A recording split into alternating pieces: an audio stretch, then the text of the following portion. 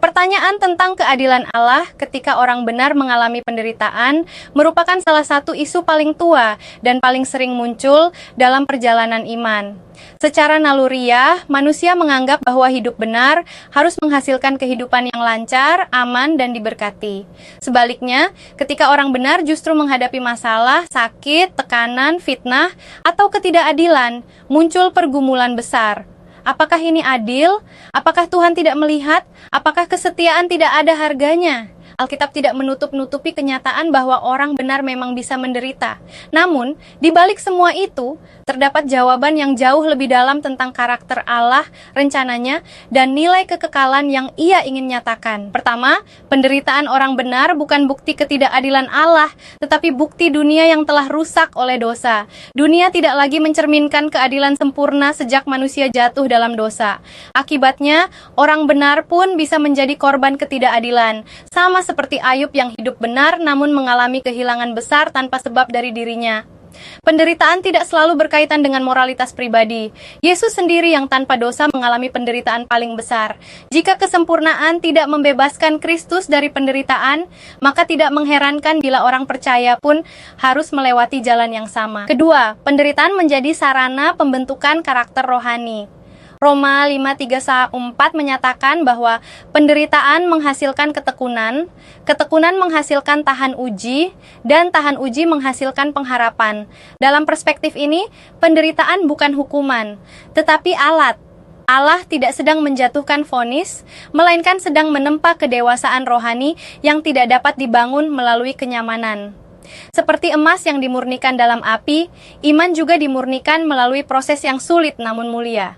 Tanpa tekanan tidak ada kekuatan, tanpa perjuangan tidak ada kedewasaan, tanpa ujian tidak ada kesaksian. Ketiga, penderitaan memberi kesempatan bagi kemuliaan Allah dinyatakan melalui hidup orang percaya.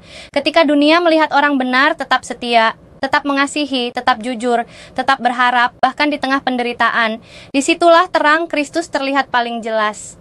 Kesaksian terbesar tidak lahir dari kehidupan tanpa masalah, tetapi dari keteguhan percaya di tengah badai. Seperti Paulus berkata, kuasanya menjadi sempurna dalam kelemahan. Allah sering menunjukkan kekuatannya justru ketika manusia berada di titik paling rendah, sehingga jelas bahwa kemenangan itu bukan hasil kemampuan manusia, tetapi anugerah Tuhan. Keempat, penderitaan orang benar seringkali berkaitan dengan tujuan-tujuan Allah yang lebih besar daripada hidup pribadi. Yusuf menderita bukan karena ia jahat, tetapi karena Allah sedang mempersiapkan dirinya untuk menjadi penyelamat bagi banyak orang. Musa diproses di padang gurun karena Allah hendak memakainya sebagai pemimpin besar.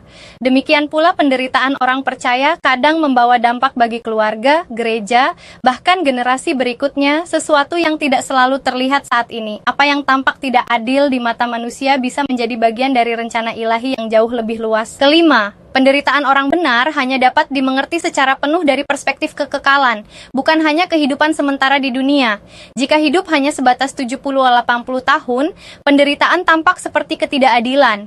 Namun, Alkitab mengajarkan bahwa hidup manusia melampaui dunia ini. Upah orang benar bukan hanya untuk kehidupan sekarang, tetapi untuk kekekalan. Di hadapan takhta Allah, tidak ada air mata yang sia-sia, tidak ada kesakitan yang tidak dihitung, dan tidak ada kesetiaan yang tidak dibalas. Penderitaan sekarang tidak sebanding dengan kemuliaan yang akan dinyatakan. Dengan perspektif ini, keadilan Allah tidak diukur dari kenyamanan sementara, tetapi dari hasil akhir yang sempurna di kekekalan. Maka apakah penderitaan orang benar adil? Dalam kacamata dunia yang terbatas, mungkin terlihat tidak adil. Namun dalam perspektif Allah yang Maha Tahu, penderitaan bukan ketidakadilan, melainkan bagian dari rencana yang baik, penuh tujuan, dan berorientasi pada kekekalan. Allah tidak pernah salah menempatkan penderitaan dalam hidup orang benar. Ia tidak pernah lepas tangan, ia tidak pernah menutup mata.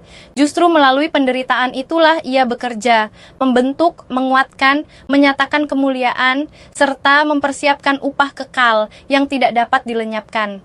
Orang benar mungkin menderita, tetapi mereka tidak pernah dibiarkan sendirian, dan hasil akhirnya selalu berada dalam keadilan dan kasih Allah yang sempurna.